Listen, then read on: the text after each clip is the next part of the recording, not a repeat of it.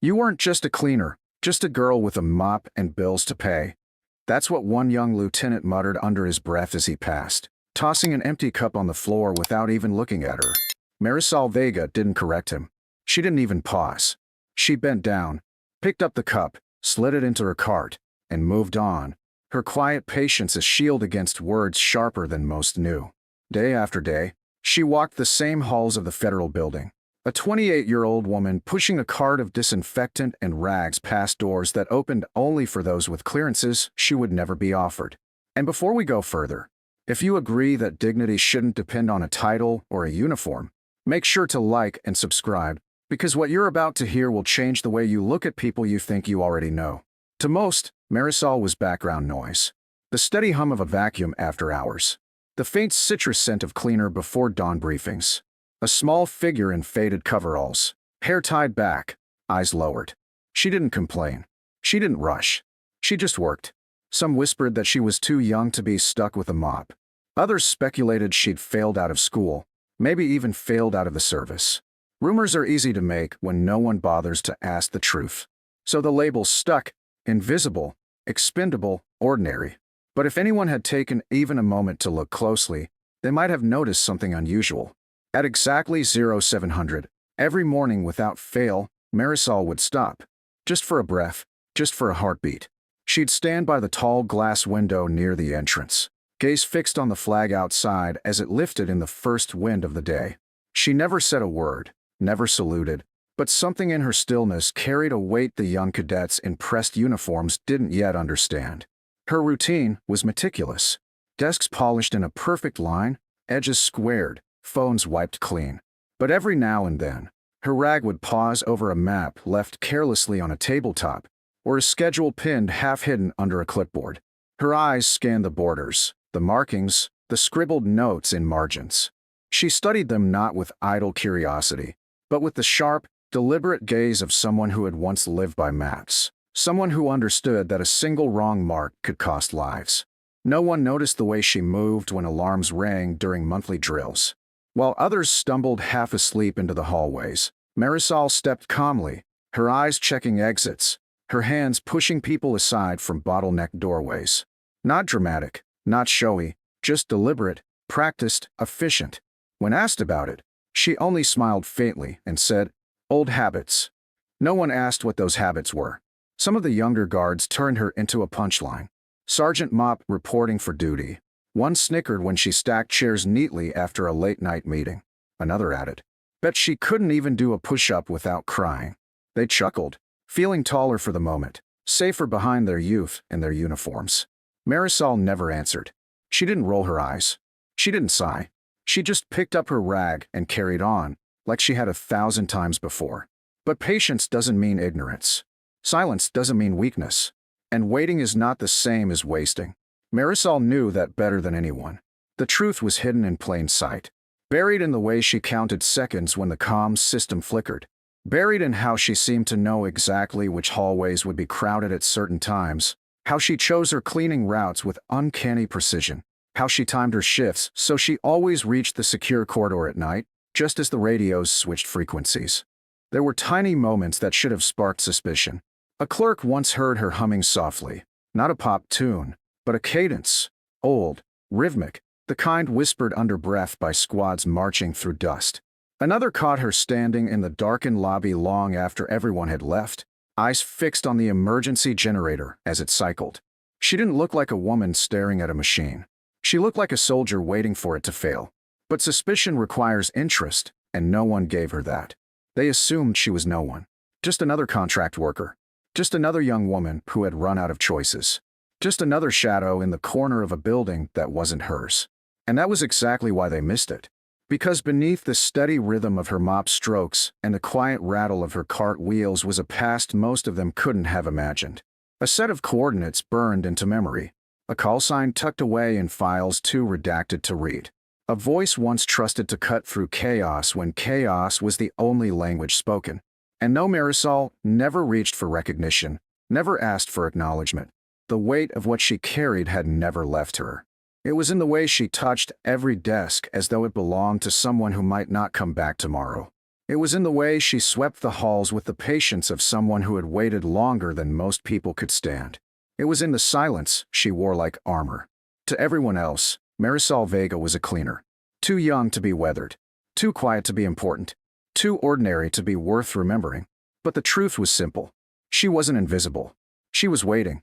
And when the day came, when a radio in that very building would crackle with words no one else understood, it would be her patience, her silence, her unseen vigilance that would shatter the illusion of who she was. And the ones who had laughed would realize far too late. The janitor they dismissed wasn't standing on the sidelines. She had been standing watch all along. The night was ordinary. Ordinary in the way that lulls men into thinking nothing extraordinary could ever happen inside beige walls and humming lights. The federal building was settling into silence. Paperwork filed, desks abandoned, radios humming their quiet static lullaby. In the far corridor, Marisol Vega pushed her cart like always, rag folded neatly in her hand, hair tied back in the same no-nonsense knot. The guards on duty barely noticed her. One scrolled through his phone. Another cracked jokes about how even ghosts would fall asleep in this place. They didn't know the truth. Silence is never empty. Silence listens. Silence waits. At exactly 23:47, the air shifted. A burst of static rattled through the desk radio in the operations room. Most thought it was nothing, an old machine hiccuping on a quiet shift. But then, cutting through the fuzz like a knife through cloth, came a voice, distorted but steady. Echo Falcon, prepare for deploy. Confirm receipt. Every head in the room turned. The guards frowned, confused. One muttered, "What the hell is Echo Falcon?" Another shrugged. Some old training code? They laughed uneasily, already dismissing it. But not Marisol. Her hand froze mid-swipe across a desk. The rag trembled just slightly before she set it down. She turned, eyes locked on the radio. The guards barely noticed her step forward. "Echo Falcon, prepare for deploy. Confirm receipt," the voice repeated. Marisol's breath caught. The kind of sharp inhale you only hear once the past has kicked the door open and walked back in. She reached for the radio, slow, deliberate, her hands suddenly steadier than they had been all night. "This is Echo Falcon," she said, her voice low but clear, each syllable carved with certainty. Standing by, the room fell into stunned silence. The guards stared, mouths slightly open, not sure if they had misheard. One barked out a laugh, uneasy. Did the janitor just? But the laughter died as quickly as it began, because on the other end of that frequency, something shifted. A tone, a recognition, a secure ping buried in military comms that no one in that building was supposed to hear. The radio snapped alive again, sharper this time. Authentication accepted. Echo Falcon confirmed. Chaos erupted. Officers stumbled over each other, demanding explanations. One guard shouted, "Who the hell touched that?" Another grabbed the handset from Marisol's hand, stammering into the receiver. "This is Lieutenant Howard, Base Ops. Identify yourself." But the radio was already silent. The channel had closed. Only Marisol stood still, her face calm, her breathing measured, her silence heavier than the noise around her. The young lieutenant who had mocked her earlier stormed forward. "What did you do?" he demanded, voice trembling between anger and fear. Marisol didn't flinch. She met his gaze with eyes far older than her years.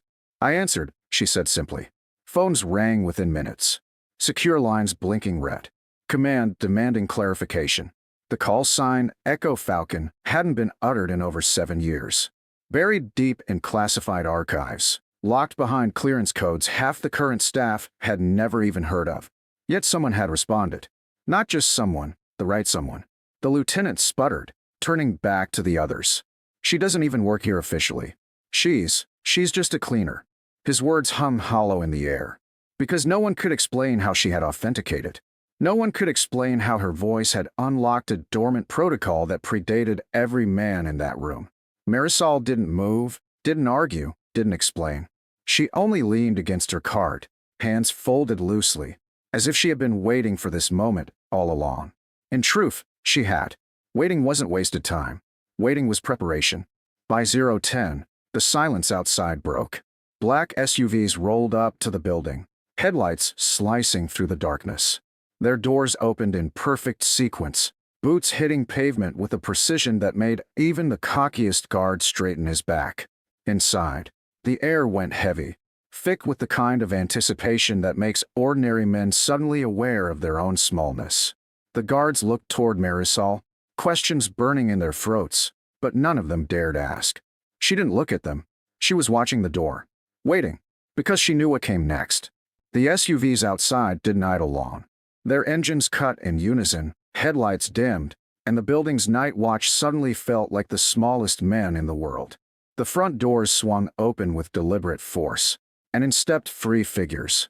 One in full uniform, silver eagles gleaming on his shoulders, two in dark suits carrying folders so heavy with seals they looked as though they could silence anyone with a single page.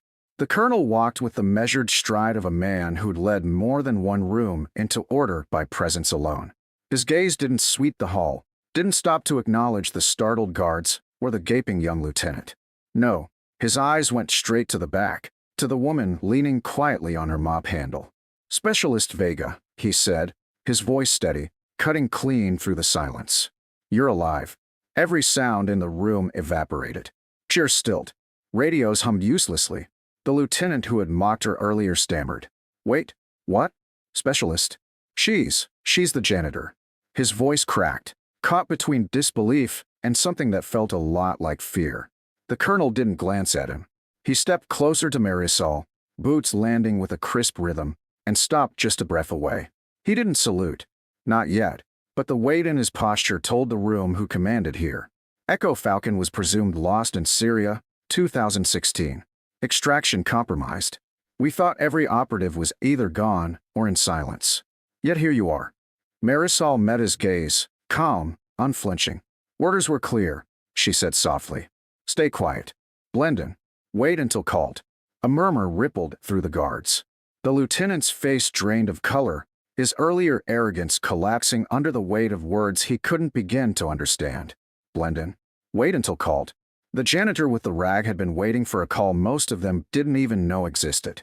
One of the agents in suits opened his folder, flipping to a page marked with a red seal. He read aloud, his voice cool, clinical. "Echo Falcon Unit.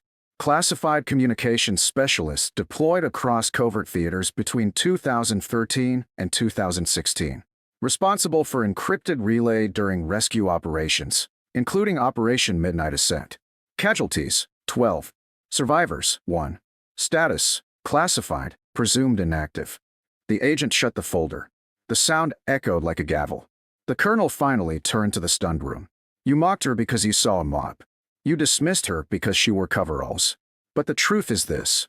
While you were learning to salute, she was coordinating air rescues under fire. While you were memorizing doctrine, she was the voice on the line guiding soldiers out of ambushes you've only read about in sanitized training manuals." The guards lowered their eyes. No one laughed now. The lieutenant's hands fidgeted uselessly against his belt. Marisol didn't gloat. She didn't scold. She simply stood there, silent, steady, her presence alone unraveling every assumption they had made. And then the colonel did something no one expected. He came to attention and saluted first. The room froze. For a moment, no one breathed. Then, one by one, as if drawn by a gravity too strong to resist, the guards followed. Awkwardly at first, hesitantly, but soon every man in that hall was standing straighter than they had all night, saluting a woman they had dismissed only hours earlier. Marisol returned it with quiet precision. Not showy, not grand, just enough. Then she spoke, her words simple, but heavy with a truth that hung in the air like a bell. "I may clean desks now. I may push this cart. But when the call comes, service doesn't vanish. It doesn't retire. It waits. It listens. And it answers." The colonel nodded once, his expression unreadable but respectful. "We'll need you debriefed, specialist. Some things may come back into motion. But tonight," he turned back to the others, "let this be remembered. Rank fades. Uniforms fade. But honor, true honor, does not." As he spoke, the young lieutenant who had mocked her earlier swallowed hard, unable to meet her eyes. Marisol didn't need him to. She had already said everything that mattered. Respect wasn't taken. It wasn't demanded. It was revealed, sometimes in silence, sometimes in patience, sometimes in the moment a forgotten voice spoke into a radio and reminded the world who she truly was. The agents gathered their files. The colonel gave one last nod, and the SUVs outside roared back to life. The building settled again into silence, but it was no longer the same silence. It was heavier, wiser, marked forever by what had unfolded. The mop and the cart remained. The desk still gleamed under her touch. But every man and woman in that building now saw her differently. Because the truth had broken through, she was never just the janitor. She had been Echo Falcon all along. And when the call came, she answered.